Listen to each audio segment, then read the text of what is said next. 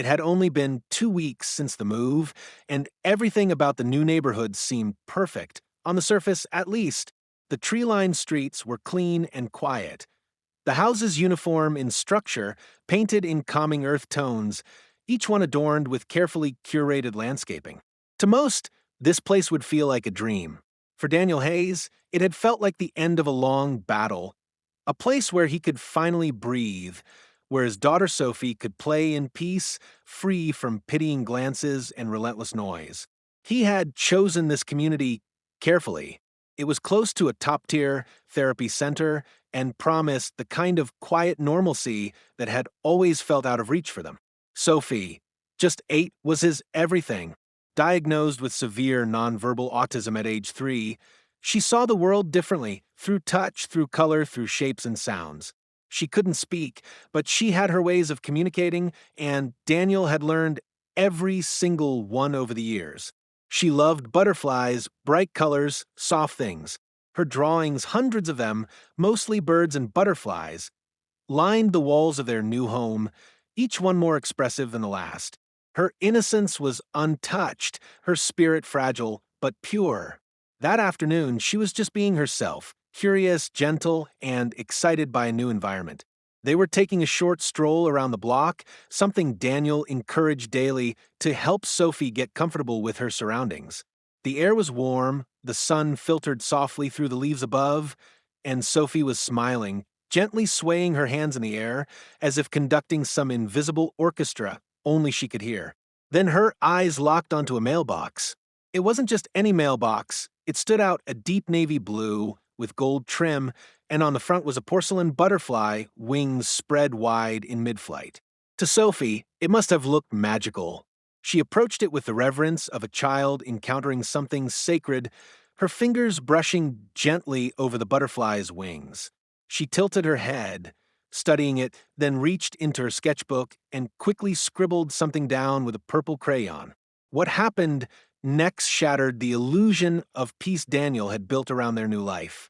A door slammed, loud, hard, jarring enough to send birds scattering from a nearby tree.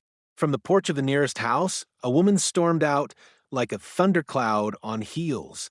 Mid-50s, tall, wiry, and dressed in pastel slacks and a salmon cardigan, she moved with the kind of certainty that only came from years of unchecked entitlement. Her name, as Daniel would later learn, was Veronica Stiles, but in that moment, she was simply the wrath of the neighborhood incarnate. "What do you think you're doing?" she snapped, her voice sharp enough to cut glass. Sophie froze, startled. Before Daniel could even process what was happening, Veronica closed the gap and, with a motion both swift and cruel, slapped Sophie's hand away from a mailbox. Not a push, a slap, hard enough to leave a faint red mark. "Don't touch what doesn't belong to you," she barked, as if speaking to a disobedient dog. Sophie's eyes widened, then filled with tears. She didn't scream. She rarely did, but her lips trembled, and a low, distressed hum escaped her throat, the sound she made when she was confused and scared, when something in her world broke, and she didn't know how to fix it. Her hands flapped involuntarily, her body curling inward as she retreated into herself. Daniel stood there frozen for a split second, every muscle in his body locked between the instincts of a father and the discipline of a prosecutor. But the father won. He dropped to his knees beside Sophie, wrapping his arms around her trembling frame, whispering soothing words into her hair, trying to anchor her as she shook. She clutched his sleeve with tiny fingers, drawing herself as close to him as possible. Veronica stood there, smugly adjusting the pearl buttons on her sweater as if nothing out of the ordinary had happened. "Children-like that need supervision," she said without an ounce of empathy. "If she breaks something, you'll be fined by the HOA. Those are the rules." Daniel slowly looked up at her, his face unreadable, his eyes dark and steady. He didn't say a word. "Not yet." Veronica scoffed at the silence, shook her head, and turned on her heel, retreating back to her pristine front porch. "Honestly," she muttered, loud enough to hear, "people like this don't belong in communities like ours." Daniel watched her go, his jaw clenched so tightly it ached. His hand gently brushed Sophie's cheek, wiping away her tears as he steadied his breathing. Inside, something was burning, not just anger, but something colder, deeper. He had seen injustice. He had prosecuted child abusers, corrupt officials, war criminals. But this was different. This was personal. He gently lifted Sophie into his arms. She laid her head against his chest, still humming, her sketchbook forgotten on the ground. He would pick it up later. Right now. All that mattered was getting her home. As they walked back, step by step, Daniel's mind wasn't on the quiet lawns or the distant hum of a lawnmower. It was elsewhere, already calculating, measuring, preparing. Veronica Stiles had no idea who she had just assaulted. No idea who he was. No idea what he was capable of. Not just in court, but with every resource and legal mechanism at his disposal. She thought she had slapped a child, but in reality, she had just ignited a war. And the first blow was the last one she'd ever strike, without consequence. The next morning, Daniel Hayes woke to find a folded slip of paper taped to his mailbox. At first, he thought it was just another flyer or perhaps a welcome letter from the neighborhood committee, but when he opened it, the message was cold and bureaucratic, an official citation notice from the Homeowners Association. The violation? His trash cans had been left at the curb for exactly 37 minutes past the approved collection window. The fine was $75. It was absurd, almost laughable, but something about it made his gut twist. Daniel wasn't naive. He had dealt with petty tyrants before, judges on power trips, city officials drunk on authority. But seeing this level of pettiness applied in a suburban context, especially after what had happened to Sophie, felt more than coincidental. This wasn't a random enforcement of policy. This was a message. He tried brushing it off, chalking it up to overzealous HOA policies, but the violations didn't stop. Days later, another notice arrived, this time for an unauthorized wheelchair ramp that had supposedly been added without HOA approval. The ramp in question had been professionally installed by a licensed contractor and was fully compliant with ADA regulations. Daniel had the permits to prove it. Yet the fine stood, $200. That same day, while he was trimming the hedges, a small, white golf cart rolled slowly by the front of his home. Inside sat a young man in mirrored sunglasses and a navy polo with HOA security embroidered in bold white stitching across the chest. He didn't say anything, just stopped, stared, and then pulled out his phone to snap a photo of Daniel's front lawn before driving off without a word. The man's name, Daniel would later learn, was Zane Fisher, Martin Cross's nephew and self-appointed neighborhood enforcer. Martin Cross was the HOA president, a former cop who had retired under murky circumstances and now ruled the neighborhood like his personal kingdom. He walked with a permanent swagger, always flanked by two board members, as if daring anyone to challenge him. It was clear from the first HOA meeting Daniel attended that Martin didn't see himself as a representative of the community, but as its warden. And Veronica Stiles, Sophie's attacker, sat at his right hand, scribbling notes with an air of smug righteousness. When Daniel stood to speak at the meeting, calmly, professionally asking why his family was being targeted, he was barely allowed to finish before being interrupted. "This isn't a courtroom, Mr. Hayes," Martin said, leaning back in his chair, arms crossed. "You don't get to cross-examine the board." "I'm not here for theatrics," Daniel replied coolly. "I'm here as a resident, and as a father, trying to understand why my 8-year-old daughter was physically assaulted and why I've since received multiple unjust citations." Veronica let out a bitter laugh. "Assault? Are we seriously going to pretend like that child didn't damage private property?" "She touched a mailbox," Daniel said, his voice low but razor-sharp. "And she cried for hours afterward. She has a disability. She's nonverbal. And what she experienced wasn't discipline, it was abuse." Martin waved a hand dismissively. "That's a matter for the courts, not this board. As for your citations, they're based on clear violations, not emotions." The room fell into an uncomfortable silence. A few neighbors looked away, clearly uneasy. Others, mostly older residents, nodded along with Martin and Veronica, as if loyalty was more important than truth. After the meeting, a couple approached Daniel in the parking lot. They introduced themselves as Michael and Daria Brooks, residents of a neighborhood for over 10 years. They did the same thing to us when our son was diagnosed with epilepsy, Michael said, quietly looking over his shoulder. They fined us for having a medical alert sign on the window. They ruin people, Daria added. You're not the first. And unless you fight back hard, you won't be the last. That night, Sophie wouldn't leave her room. She hadn't stepped outside in 4 days.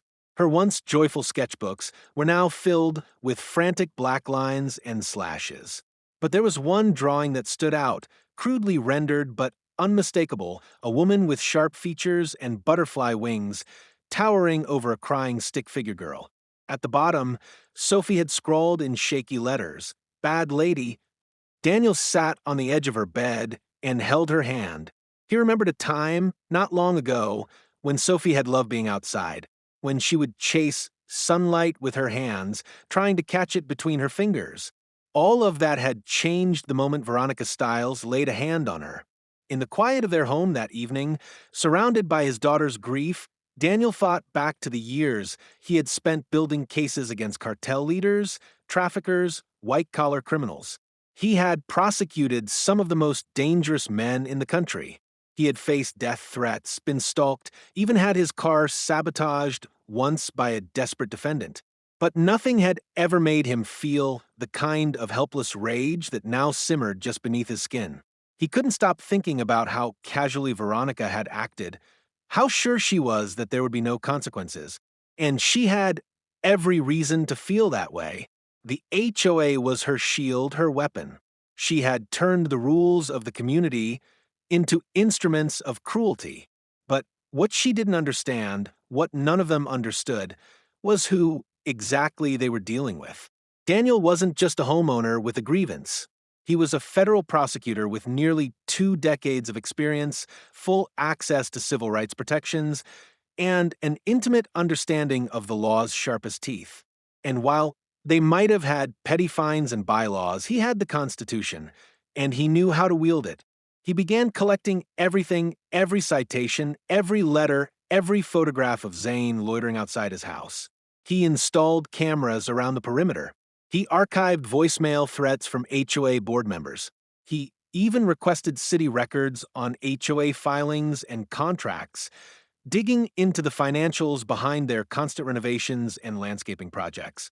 Something didn't smell right, and Daniel had learned long ago that when power is abused this casually, it usually hides deeper rot beneath the surface. He filed a quiet complaint with the State Housing Board and another with the ADA office, careful not to tie his name directly to either one just yet. He wasn't just reacting anymore. He was preparing a strategy, one piece at a time. The next time Zane drove by in his golf cart, Daniel waved. It wasn't a friendly wave. It was the kind of wave that said, "I see you," and "I'm not afraid of you anymore." Because now, Daniel wasn't just a grieving father. He was a man sharpening his sword, and the blade was justice. It began with a camera, a small, discreet device tucked under the eaves of Daniel Hayes' front porch. Then came another, fixed on the street from the upstairs window, and another hidden among the rose bushes by the side gate. Within a week, Daniel had quietly transformed his modest suburban home into a digital fortress. Motion alerts fed straight to his phone. Audio pickups filtered through noise reduction software he'd once used while working on cartel wiretaps. What started as a protective measure had now become the foundation of a far more calculated effort. Daniel wasn't just watching anymore. He was collecting. From his time in the Department of Justice, Daniel knew how corruption worked. Not in the cinematic way with secret meetings and briefcases full of cash, but in the quiet manipulation of rules, the bureaucratic sleights of hand, and the smug belief that no one was paying attention. The HOA wasn't just weaponizing neighborhood codes against families like his. They were doing something darker, something criminal, and it was his job to unearth it. The footage rolled in slowly at first. Zane Fisher, the HOA's self-declared security officer, was practically a regular on Daniel's cameras. He would circle Daniel's property 3 to 4 times a day, sometimes getting out of his cart to take photos, other times just sitting parked with his engine idling, watching the house like a hawk. On 3 separate occasions, Daniel caught Zane pointing a smartphone at Sophie's bedroom window. That was the first trigger. Daniel filed a private complaint with the state regarding unauthorized surveillance of a minor. But he didn't stop there. Using his DOJ access and legal know-how, Daniel pulled the HOA's public financial disclosures. What he found made his blood run cold. Line items for routine maintenance projects, pavement sealing, fence repainting, clubhouse repairs had budget overruns by nearly 300%. Payments had been authorized to companies that didn't even exist in the California Business Registry. Cross-referencing vendor names revealed that 2 of them were shell companies registered under a single holding group owned by none other than Martin Cross's cousin. It was classic fraud. HOA funds were being laundered through inflated contracts and funneled back into personal accounts. And none of it was hidden well. The arrogance of it all, how blatantly they'd forged signatures and duplicated invoices, made Daniel's hands shake with anticipation. He was building a case that could potentially put people behind bars. But the real break came late one night when Daniel received a knock at his door. A woman stood on the porch, nervous, shifting her weight between her feet. She looked exhausted, as if she hadn't slept properly in months. Her name was Lily Tran, and she had once lived just 3 doors down until the HOA had effectively driven her family out. Her son, Aaron, had severe epilepsy and required a service dog trained to detect seizures before they occurred. Veronica and the board had labeled the dog a liability and demanded it be removed. When Lily refused, they began fining her daily for noise violations, pet infractions, and unsanitary conditions. Within 3 months, they'd buried her in over $6,000 in citations. They said I was endangering the community, Lily whispered, clutching a thick manila envelope. But I wasn't the danger, they were. Inside the envelope were printed emails, board meeting minutes, and internal HOA communications. The source? A former board member who'd stepped down quietly after being threatened with a lawsuit if he went public. His notes confirmed what Daniel suspected. Veronica and Martin had weaponized the HOA charter to harass, intimidate, and financially suffocate any family that didn't conform to their twisted ideal of normal. Disabled children were a particular target. Daniel's hand tightened around the envelope. It was everything he needed: proof of conspiracy, discrimination, and financial misconduct. But he wasn't ready to make it public yet. He had to be strategic. This wasn't just about his family anymore. It was about the dozens of families before him, the ones who had been bullied into silence, forced to move, or stripped of their dignity. He created what he liked to call a legal war chest, a sprawling document that combined video footage, financial statements, whistleblower testimony, and signed affidavits. He built a timeline, outlined federal and state law violations, and prepared a presentation that could be dropped on a judge's desk airtight and irrefutable. And just when he thought he'd seen the worst of Veronica, she decided to escalate things. It was a Thursday afternoon when Sophie ventured outside for the first time in days. She was chalking simple flowers on the driveway, her little fingers smudged with blue and pink dust. Daniel was inside, watching from the window, silently encouraging her bravery. That's when Veronica appeared. She marched up the sidewalk like she owned the earth beneath her feet and stopped just short of the edge of Daniel's property. With a faux sweet smile stretched across her face, she called out loud enough for the cameras to pick up every syllable. You might want to keep your daughter off other people's property. Next time, we'll report her as a threat. Daniel stepped out instantly, not yelling, just staring, silent and still. Veronica held her ground for a moment, then scoffed and walked away, leaving a trail of venom behind her. She had just made a critical error, because every word had been captured, and now she was on record threatening a disabled child. Later that evening, Daniel played back the footage over and over. The cruelty in her voice, the absolute certainty that there would be no backlash. It wasn't just infuriating. It was deeply revealing. But the final stroke of luck or stupidity, depending on how one viewed it, came from Zane. Daniel's phone buzzed at 2:43 a.m. voicemail. He frowned. Unknown number. He listened. Zane's voice, clearly drunk, slurred through the speaker. Guess who finally scared the tough guy lawyer? Bet he packs up before summer. That freak kid? She doesn't belong here anyway. Daniel didn't flinch. He just sat back, let the message play one more time, and smiled. Not the warm kind, but the cold, focused one he used in court when a star witness had just sealed the verdict. You just recorded your own confession, Zane, he whispered. Beautiful. With the foundation of his case, now complete, Daniel knew it was time to move from defense to offense. The invisible war was nearly over, and his enemies had no idea they were about to lose everything. The morning air was soft, tinted with the golden hue of early spring. Sophie had woken up unusually cheerful, her fingers already twitching for her chalk before breakfast was even served. Daniel had taken it as a good sign. Maybe, just maybe, the worst was behind them. Maybe the cameras, the notes, the legal files had been enough of a buffer to let her feel safe again. He gave her a smile and helped her out the front door, setting her up on the wide driveway with her chalks neatly laid out beside her. She didn't speak, but she didn't need to. Her joy radiated from every brush of pastel on concrete. She began to draw a rainbow. Her small hands moved with determination, laying down curved lines of color in a perfect arc. A sun peeked out from the side. A stick-figure girl in a purple dress stood underneath, arms raised toward the sky. Daniel watched from the window, a faint smile on his lips, warmth swelling in his chest for the first time in weeks. Then, like a sudden gust of wind, that warmth vanished. Veronica Stiles appeared on the sidewalk like a storm cloud. Her movements were sharp, purposeful, venomous. She didn't knock. She didn't call out. She marched across the lawn, heels striking the concrete with practiced fury. Sophie didn't even see her coming. What did I tell you about drawing on public property? Veronica snapped, her voice slicing through the calm like a blade. Sophie turned, startled, her fingers stilled, the chalk slipping from her grasp. Before she could move, Veronica lunged forward and shoved the wheelchair sideways. It jerked violently, catching on the uneven pavement, and tipped. Sophie hit the ground hard. Her palms scraped across the cement, her knees twisted awkwardly, and her cheeks struck the concrete with a sickening thud. She didn't scream. She couldn't.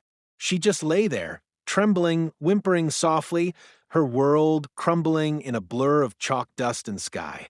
Daniel didn't see it happen in real time. He had stepped away, just for a moment, to retrieve his phone charger. But when he returned to the window and saw the empty wheelchair and Sophie face down on the ground, something inside him shattered. He was out the door in seconds, sprinting barefoot, heart pounding. Veronica was already walking away, brushing her hands as if shaking off dirt. Daniel dropped to the ground beside Sophie, gently turning her over.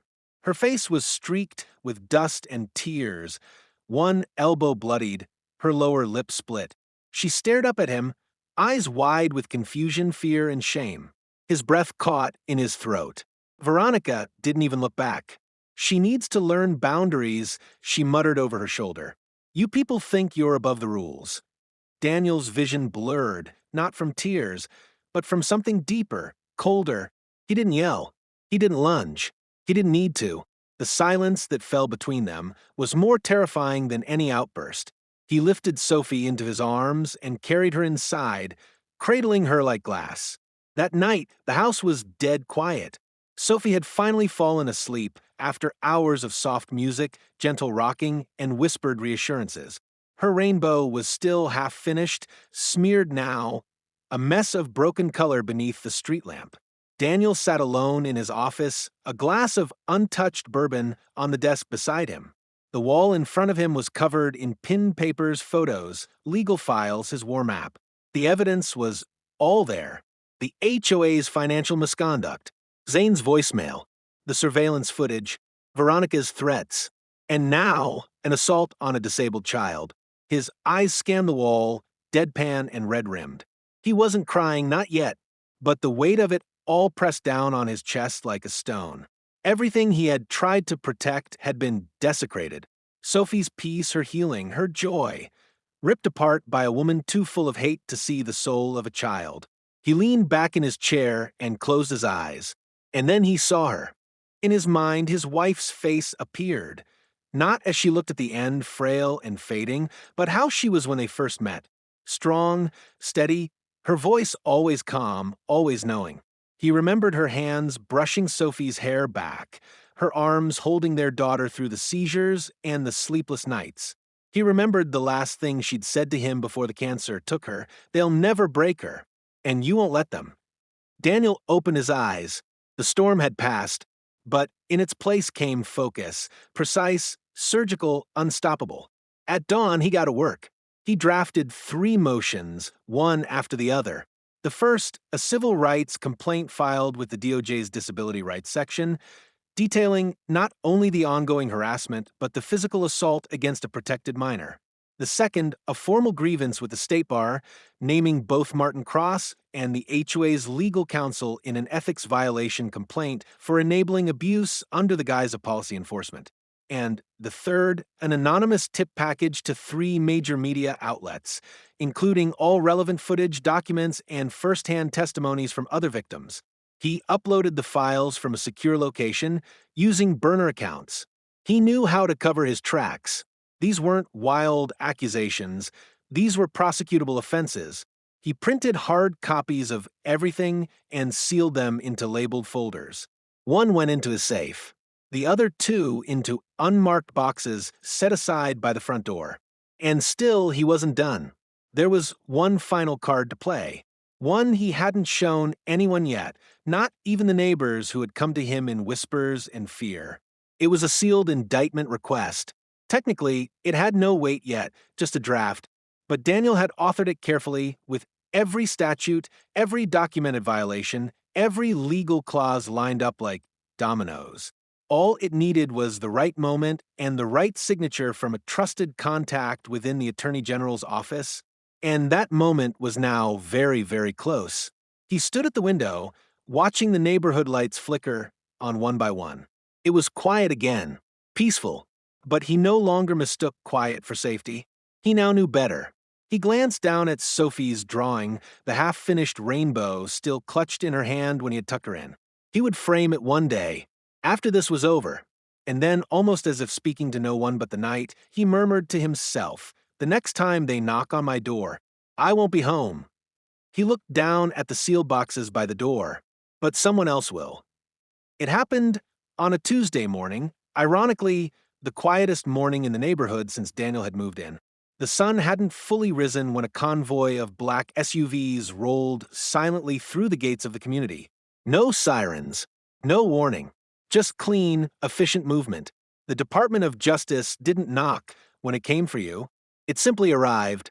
Inside the community clubhouse, the self-declared HOA headquarters, Martin Cross was already in his usual corner seat, sipping his first cup of black coffee and reviewing the agenda for the monthly board meeting. Veronica Stiles sat beside him, clad in one of her floral blouses and her ever-present string of pearls, flipping through a stack of violation notices with the smirk of someone who'd never tasted accountability. That smirk faded fast when the front doors swung open and 4 federal agents stepped in, flanked by 2 local deputies. Their jackets bore no markings, but their presence was unmistakable, calm, professional, and surgically precise. One of them held up a warrant folder as he addressed the room. "We're here on orders from the U.S. Attorney's Office. This facility is now under federal investigation." Veronica tried to stand, her voice sharp and defensive. "This is a private meeting on private property. You might want to sit down, ma'am," one agent cut in. "You're going to want a lawyer." Within 15 minutes, every file cabinet in the HOA office was open. Hard drives were confiscated.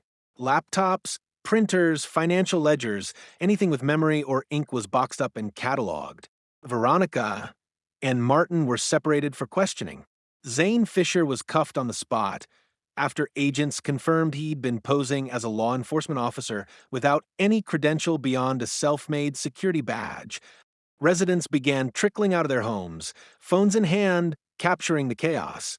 For months, some had suspected the board was overstepping boundaries, but now they had proof broadcast in real time on neighborhood Facebook groups and forwarded to local news outlets. Videos showed Veronica protesting her treatment as she was led outside by two agents, her heels clicking against the pavement like punctuation marks to her disgrace. Martin, visibly pale, refused to make eye contact with anyone. Word spread like wildfire. Daniel watched it all unfold from his porch, arms crossed. He hadn't needed to go in that morning. He had already done the heavy lifting. His documents had laid the groundwork. His network had connected the dots. And his friend, Special Agent Marcus Bell, had executed the takedown.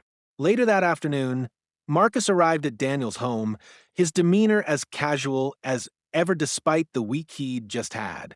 He handed Daniel a thick folder, newly stamped. "We've got enough to indict," Marcus said, matter of fact. "Money laundering, civil rights violations, ADA infractions, criminal impersonation, misuse of public funds, you name it." Daniel took the file without a word. His eyes flicked down to the list of charges.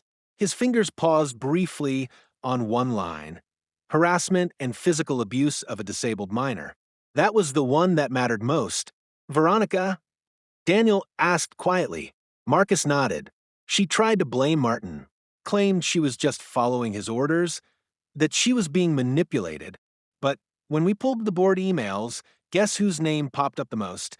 She flipped on him? No, he flipped on her. Marcus replied with a grim smile.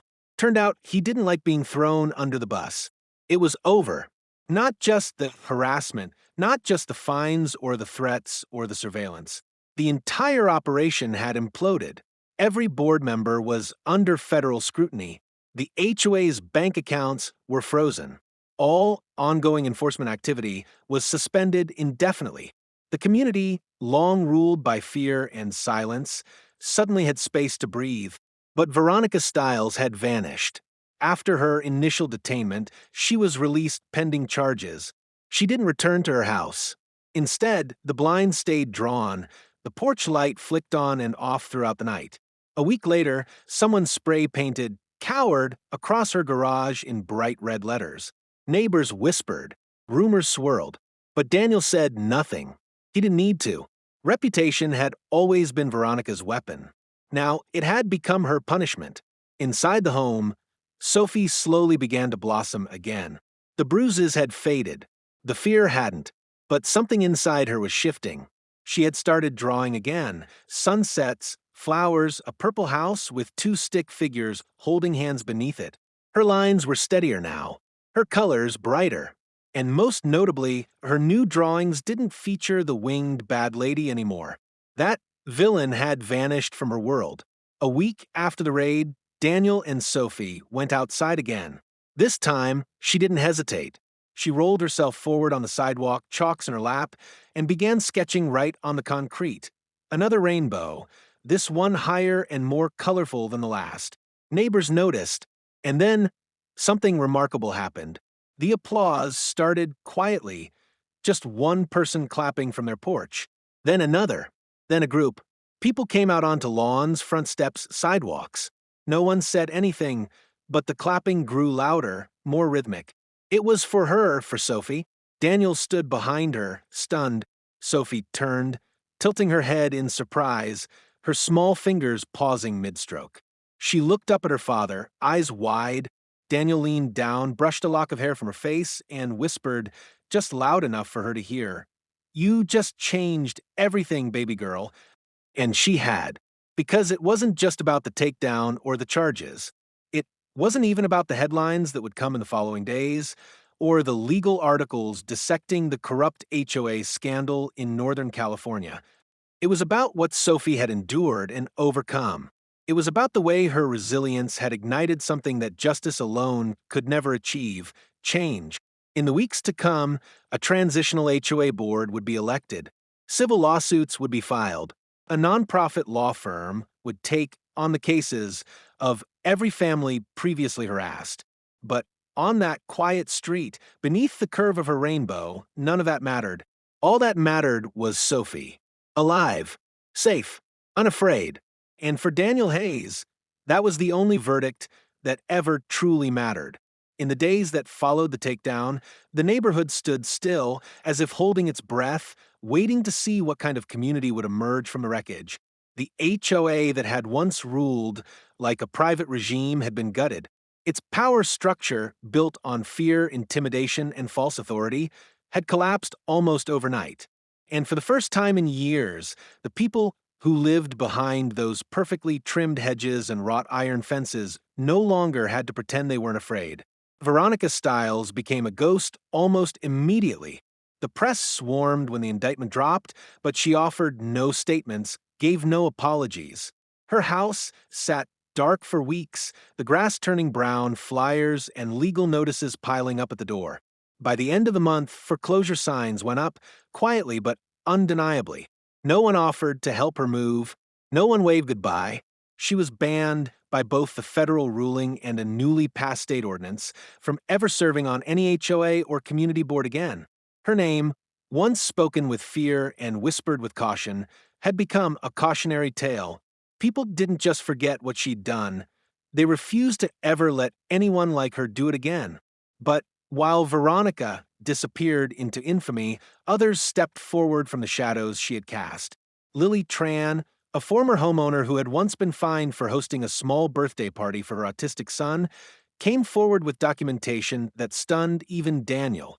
Her file included doctored violation notices, audio clips of threats left by former board members, and a sworn affidavit from a neighbor who'd witnessed Zane Fisher tampering with her mail.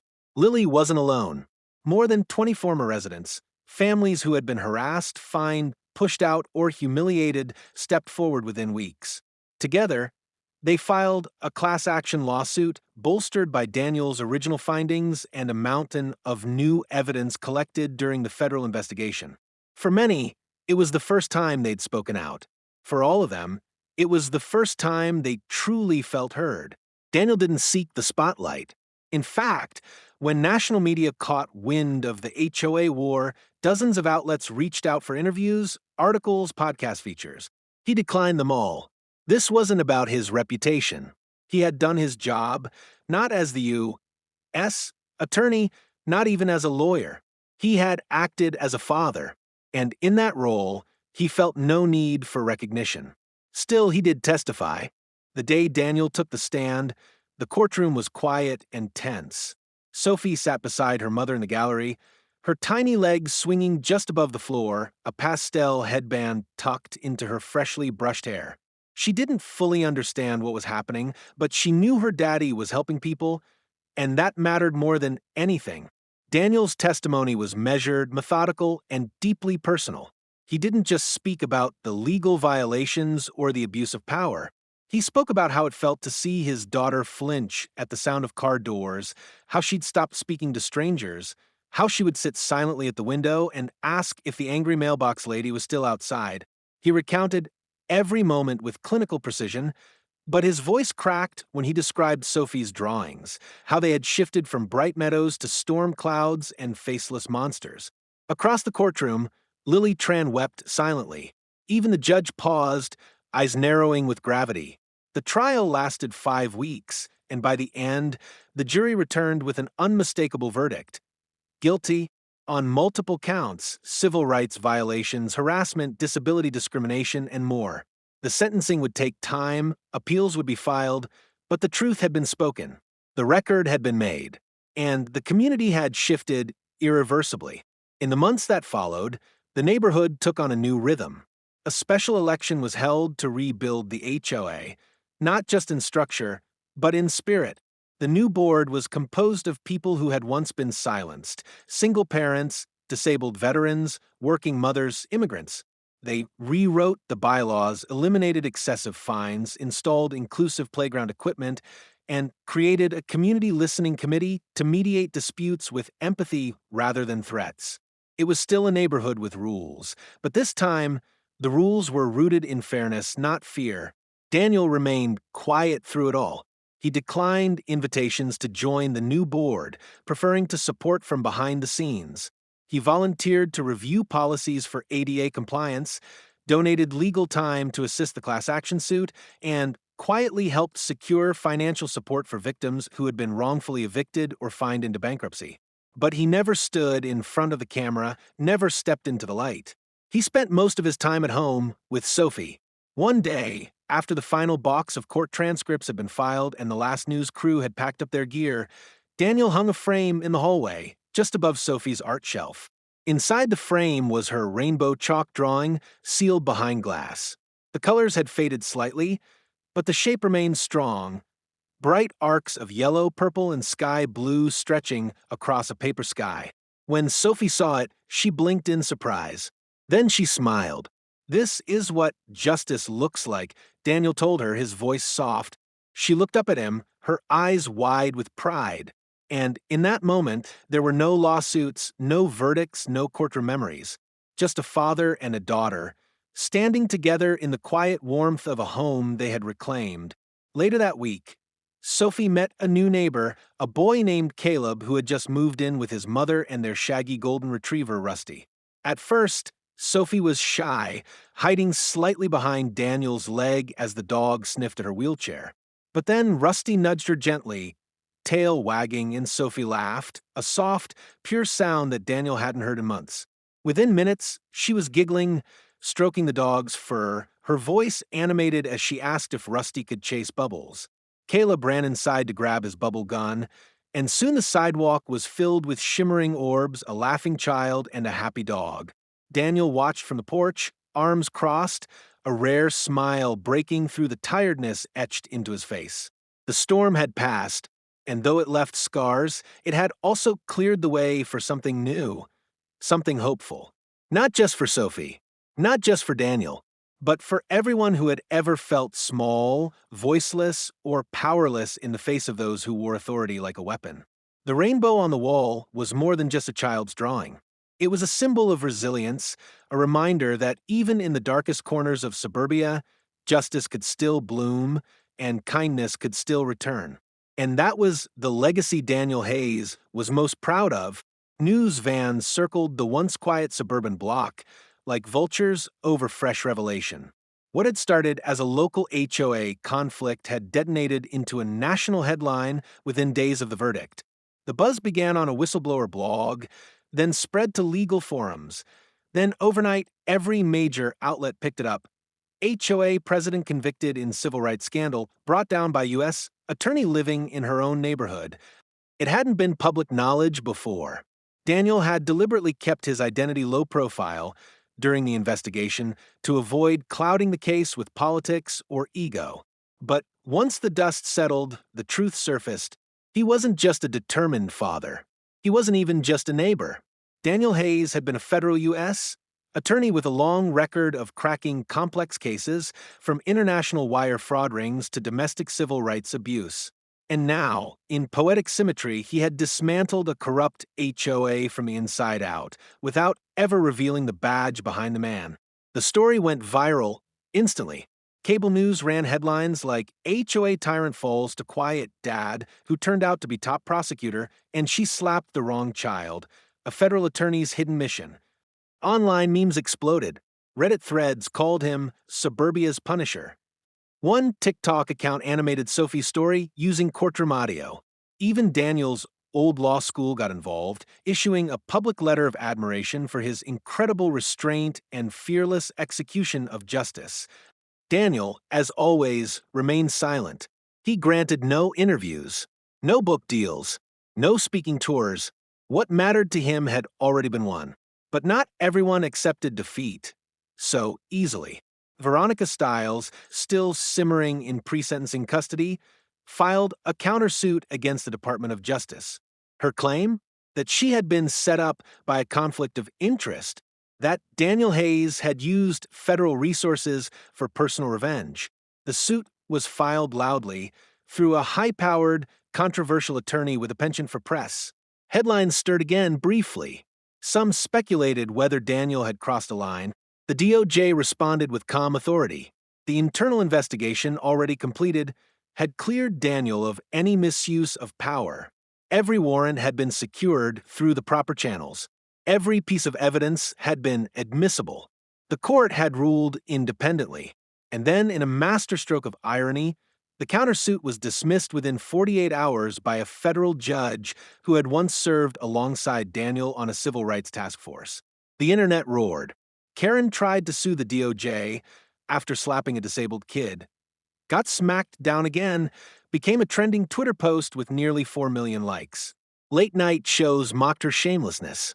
A podcast titled Cul-de-sac Justice devoted an entire series to the case, ending each episode with Daniel's now iconic line, "Forgiveness can wait. Justice couldn't." And just like that, Veronica faded once more, this time into true obscurity. With the chaos behind them, Daniel finally did what he had long promised himself he would.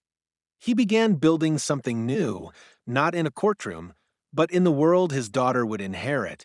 He met again with Lily Tran, the woman who had sparked the class action suit. They sat down at the local community center alongside several other families who had been victims of HOA overreach. Together, they brainstormed what no one else had ever attempted: a watchdog nonprofit specifically designed to defend families with disabled children against neighborhood abuse, exclusion, and systemic harassment. They called it Sophie's Shield. The mission was simple, but bold: provide legal aid, education, and advocacy for parents whose children were being mistreated under the guise of neighborhood order. Within weeks, donations poured in. A viral GoFundMe hit 6 figures in 72 hours. Volunteers offered graphic design, legal work, and hotline support. They created downloadable toolkits for families to understand their rights under the ADA. They launched seminars, support groups, even an app that allowed parents to report discrimination anonymously. Sophie's name was everywhere, not because she was a victim, but because she had become a symbol. A little girl who had endured injustice and, through the quiet strength of her family, turned pain into protection for others. And Sophie, she was changing, too. Therapy continued daily. The nightmares had dulled. Her eyes no longer searched every corner of the yard for danger. She painted again, this time with bold colors and whimsical shapes. Her latest drawing, taped proudly to Daniel's fridge, was a smiling sun over a hill where stick-figure children played in wheelchairs and capes. But the most powerful moment came unexpectedly, months after the trial had ended. A letter arrived, no return address, no fanfare, just an envelope with Daniel's name in narrow cursive. Inside was a single sheet of yellow legal paper. The handwriting was neat, but shaken. "Mr. Hayes, there are no words that can undo what I've done. I don't ask for your forgiveness. I only ask that you tell your daughter. I am sorry, truly sorry. I was wrong. I was cruel. And I will spend every day behind these walls remembering that."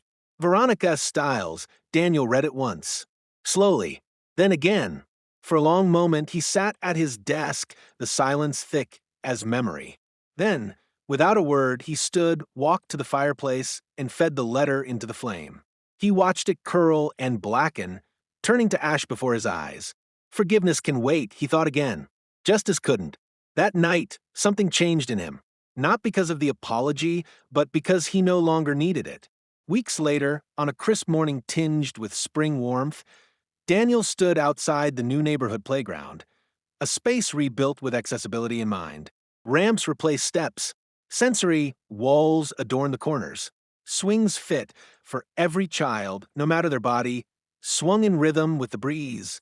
And in the center of it all was Sophie, her small hands gripping a walker, her therapist just behind. Daniel held his breath. Sophie moved forward, slowly but deliberately, the walker clicking against the rubber surface. Each step was a triumph. Her face focused, but smiling. She didn't look back. She didn't need to. She was walking. On her own. Tears blurred Daniel's vision. He wasn't a man who cried easily, but this was different. Not just because of what Sophie had endured, but because of what she had taught him. Strength didn't always shout. Sometimes it whispered through a smile, or a paintbrush, or the quiet courage to take another step when the world had told you not to. And in that moment, as the sun lit her tiny frame and the wind carried laughter from the playground, Daniel felt something lift from his shoulders. Justice had been done. Redemption had bloomed not for those who had fallen, but for those who had risen. Sophie reached the edge of the ramp and turned toward him, her eyes bright. "Did you see me, Daddy?" Daniel knelt, arms wide. "I saw everything, sweetheart." He hugged her tightly, holding her longer than he ever had. "She taught me strength," he thought to himself, as he looked toward the horizon. "I just gave her justice." And with that, their story, though far from over, had finally found its peace. What would you have done if someone had slapped your disabled child? Do you think Daniel went too far, or not far enough? Let me know in the comments. Your voice matters.